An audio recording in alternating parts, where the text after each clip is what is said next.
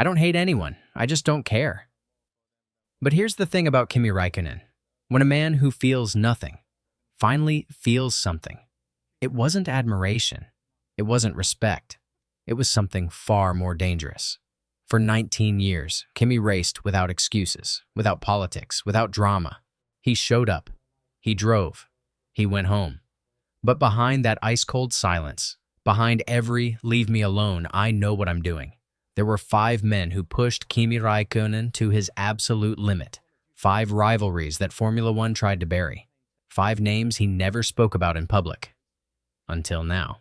Rival number 5, Michael Schumacher, the most decorated driver in Formula One history. 7 world championships, 91 race wins, a legacy carved in steel. And yet, Kimi Räikkönen never flinched. Not once. When Kimi arrived at McLaren in 2001, the entire paddock was living in Schumacher's shadow. Every team, every driver, every journalist, they all moved around Michael like planets orbiting the sun. But not Kimi. He looked at Schumacher the same way he looked at everyone else, with absolute indifference. And Michael noticed. The tension between these two wasn't born from screaming arguments or public feuds. It was something quieter, something colder. 2 men who refused to bow to each other, on track or off it. At the 2003 Bahrain Grand Prix, Kimi pushed Schumacher harder than any driver had in years. Michael, for the first time in a long time, looked genuinely uncomfortable in that Ferrari cockpit. The gap that season? Just 2 points separated them in the championship. 2 points. Schumacher won.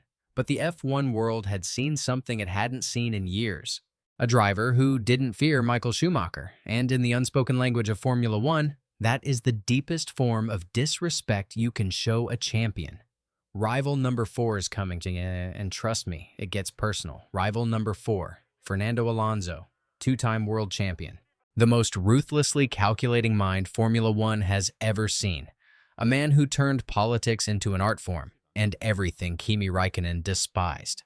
Their rivalry wasn't just about speed, it was about identity. Alonso was everything Kimi refused to be. Loud, political, strategic off the track as much as on it. Fernando worked the media, charmed the sponsors, played the team game perfectly. Kimi just drove.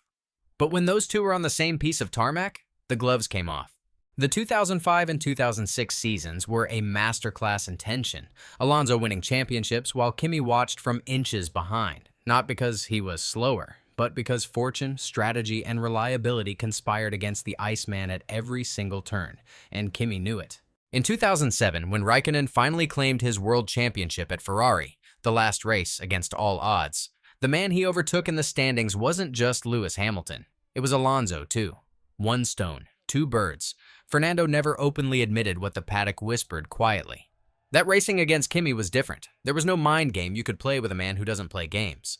And for Alonso, a genius of psychological warfare, that was genuinely unsettling. Rival number 3 changed everything. This one gets ugly. Rival number 3. Felipe Massa. Not an enemy, not a stranger. Something far more complicated. A teammate. And in Formula One, there is no rivalry more suffocating than the one that lives inside your own garage. When Kimi Räikkönen arrived at Ferrari in 2007, Massa was already there. Warm, emotional, deeply loved by the Ferrari family. The Tifosi adored him. The mechanics embraced him. He was everything Ferrari culturally represented. Passionate, expressive, Italian at heart. Then Kimi walked in.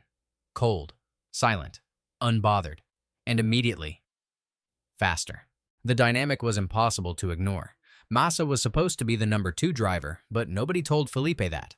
He pushed, he fought, he refused to simply move aside.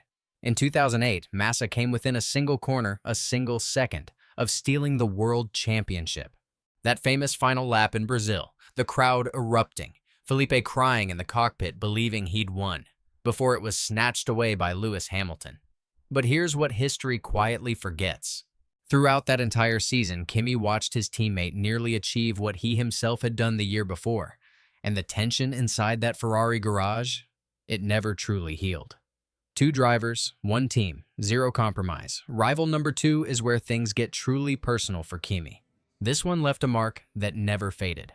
Rival number 2, Lewis Hamilton, the most successful Formula One driver of all time. 7 championships, over 100 race wins. A living legend. and the man who robbed Kimi Räikkönen of a second world championship, not once, but twice. In 2007, Lewis Hamilton arrived in Formula One as a rookie. Bright, electric, impossibly talented. The entire world fell in love immediately. The media couldn't get enough. Every camera followed him. Every headline carried his name. Kimi watched quietly, then went out and beat him. That 2007 championship, won on the final race, final lap in Interlagos, was Kimi's greatest triumph. Hamilton had led that championship for almost the entire season. He needed just 1 point in Brazil to clinch it. He got none. Räikkönen took everything. But 2008 told a different story. Same circuit, same final race. Hamilton this time made sure there were no mistakes. He crossed the line. He took the title. And somewhere in that Ferrari garage, Kimi said nothing. Because Kimi never says anything. But those who were there described his expression as something they'd never seen before. Not anger, not devastation, something quieter, deeper. The look of a man who understood that fate had balanced its books. 2 men, 2 final race championships, 1 each. But only one of them became a global icon, and Kimi never forgave the world for that difference. And now, rival number 1. The name Kimi never speaks, ever. Rival number 1, Sebastian Vettel, 4-time world champion, Ferrari's golden boy, the man Ferrari chose over Kimi Räikkönen twice. And that is where the wound lives. When Vettel arrived at Ferrari in 2015, Kimi was already there. A veteran, a champion, a man who had given everything to that red car. But the moment Sebastian walked through those doors, the hierarchy shifted instantly. Vettel became the leader. Kimi became the support act, and everyone in the paddock knew it. But here's what made it truly painful. Vettel was good. Genuinely, undeniably good. This wasn't a politics story. This wasn't favoritism without merit. Sebastian earned his position at Ferrari, which made it impossible for Kimi to argue against, and impossible to accept. Season after season, Räikkönen played the loyal soldier, holding position, protecting Vettel's championship chances, sacrificing his own races for the team's greater strategy. For a man who spent his entire career doing things his way, that was the deepest cut of all. In 2018, Ferrari quietly showed Kimi the door, replaced him with a younger driver. And Sebastian, his teammate, his rival, the man he'd served faithfully, said nothing publicly to stop it. Kimi left without drama, without a speech, without bitterness. He simply walked away. But those who know Räikkönen say one thing consistently. He never forgot. 5 rivals, 5 stories. One man who never explained himself to anyone. Kimi Räikkönen didn't need your approval. He didn't need your applause. He didn't need your understanding. He just needed a fast car, a cold drink, and the open road ahead. But behind that legendary silence, behind every blank stare and one-word interview, lived a competitor so fierce, so uncompromising, so brutally honest, that even his rivals secretly respected him more than they admitted.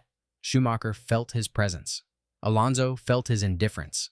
Massa felt his shadow. Hamilton felt his hunger. Vettel felt his loyalty and perhaps his quiet disappointment. 5 men, 5 different wounds, all left by the same Iceman. At 45, Kimi Räikkönen is retired, silent as ever. But Formula One still whispers his name, because some drivers win championships, and some drivers become legends. Kimi Räikkönen became both.